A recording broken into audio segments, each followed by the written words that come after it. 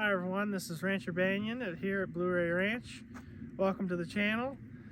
We raise Murray Grey cattle and Angus cattle, and they are rotationally grazed on pasture.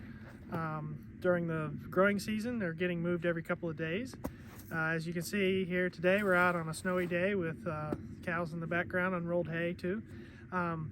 They are non-vaccinated cattle, no hormones, no antibiotics, and we sell grass-finished beef as a product to sell, and we sell the animals too as well for seed stock via bulls, cows, heifers, and steers.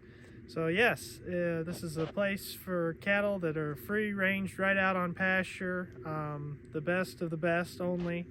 And as you can see here, that's actually a cow-calf pair here,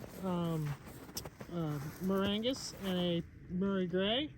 And yeah, that's what we like, that's what we raise, and that's all there is to it. So please follow our channel, and we'll show you what goes on around here, and how-tos and what to do. And yeah, we'll see you on the videos in the future.